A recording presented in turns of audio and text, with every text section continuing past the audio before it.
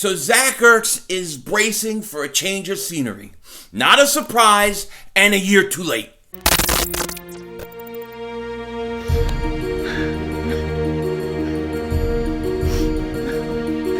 Kick the red, double moonwalker on the red.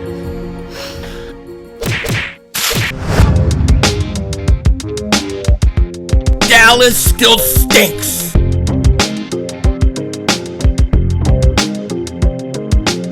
By the way, King Dingbat here, and I hope everybody's having a great weekend. I hope you guys are doing well. I hope you're ready for tomorrow.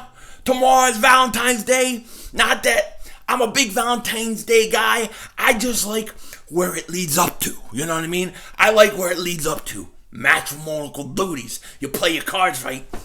Matrimonial duties, baby. You know what I'm talking about? Now, we know the Eagles, they're going to trade Carson Wentz, or they're going to at least try to, if they get what they're looking for, which is apparently way more than anybody else thinks he's worth. But, you know, it's not going to stop with Carson Wentz. We know a lot of guys on this team will be moved. A lot of these guys are going to get moved this offseason. I think we're going to see a lot of turnover. And one of the guys who's embracing who's embracing to not be there, whether it's him getting cut or him getting traded, is Zach Ertz.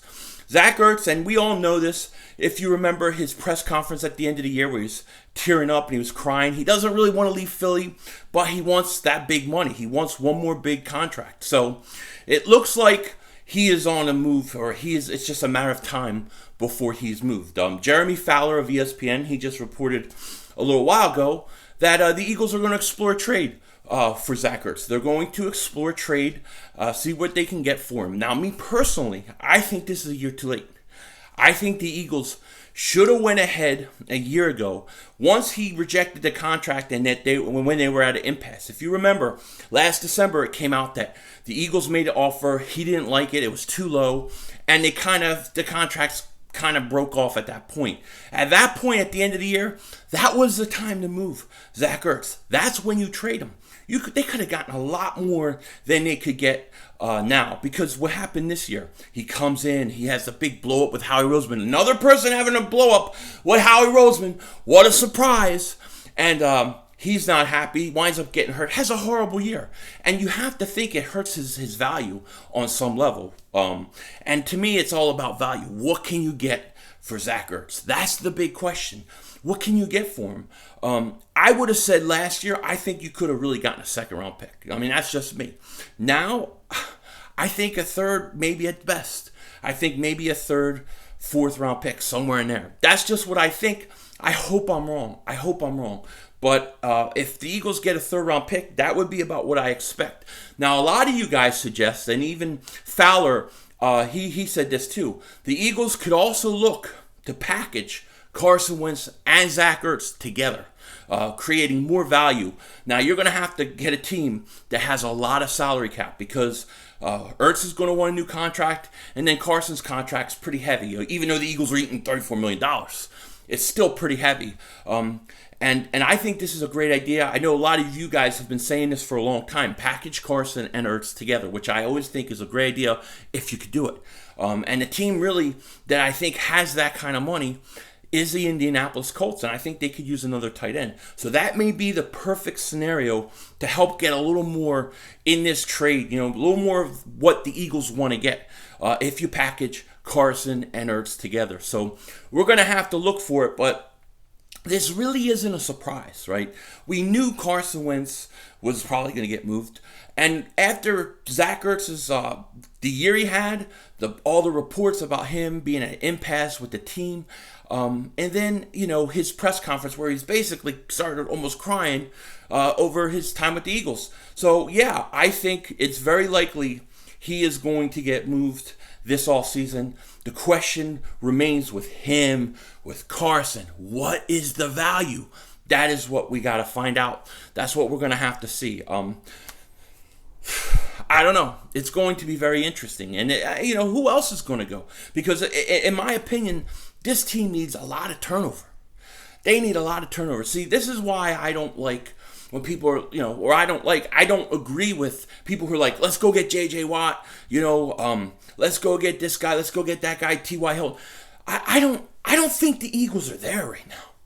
I mean, I think if we have to be honest about where this team is.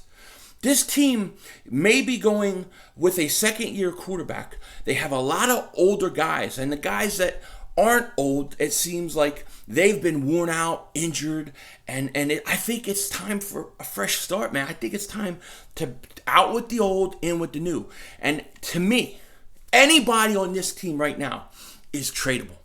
Anybody on the Eagles is tradable. I don't care. I mean, look, yeah, somebody will say, well, what about Goddard? What about Miles Sanders? For the right price, I'll do it. For the right price, I'll do it. Now, I prefer to keep Miles Sanders, Goddard, Jalen Hurts. You keep those young guys, obviously. But, let's think of Derek Barnett. He could go. Rodney McLeod. He could go. Why bring back Jalen Mills? Why bring back all these guys? I say, anybody really connected with the Super Bowl in 2017, let him go. Let him go. Except, the only exception I'll make right now, in my opinion, who I if I could avoid trading, I will, Brandon Graham. I mean, there are a few other guys too, but Brandon Graham is playing better now than he did the first 5-6 years in the league. And not only that, I just think his leadership and his energy that he brings is contagious. And for him to be around young guys, I think could go a long way. Brandon Brooks, he's a guy, great guard, but he's been hurt the last few years. Lane Johnson, he's a great right tackle. But, I mean, let's think about it. He just had, reconstructive ankle surgery? Never even heard of that. Okay? How many more years are these guys going to be able to play at a high level? They're all worn out. Jason Kelsey, he's thinking about retirement. So I think anybody pretty much on this team, for the most part, has to be tradable. I think we need to get rid of these guys, not because we don't like some of them, we do, but I just think we got to start over.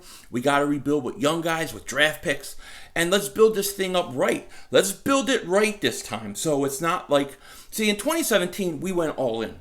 We pretty much went all in. We were taking advantage of Carson Wentz's contract. We went and we got free agent signings because we had to, because we didn't draft well.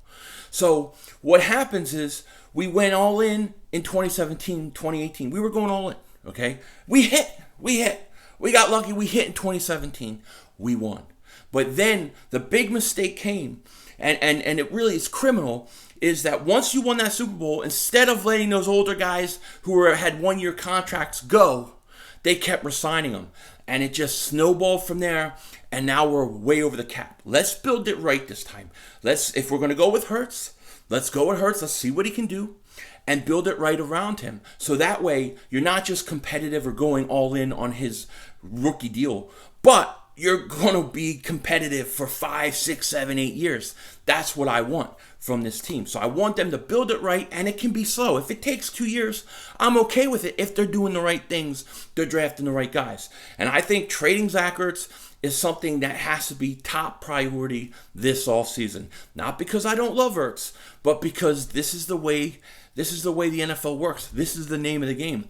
This is how you rebuild your team to be a Super Bowl contender. And I don't think it's going to happen in one offseason. I think it's going to take a few years, and that I'm okay with. But they got to do the right things. And the biggest problem and the biggest wrench in my plans of all of this, Howie Roseman.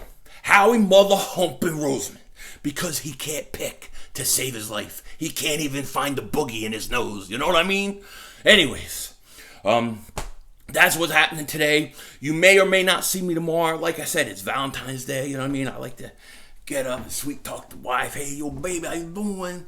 This body was made to give you pleasure. Here you go. I'm serving you this. I'm getting you this. I'm doing that. I'm doing this. And then at night, it's matrimonial duty time. You know what I'm saying? With that said, take care. Talk to you later. And don't be a dingbat.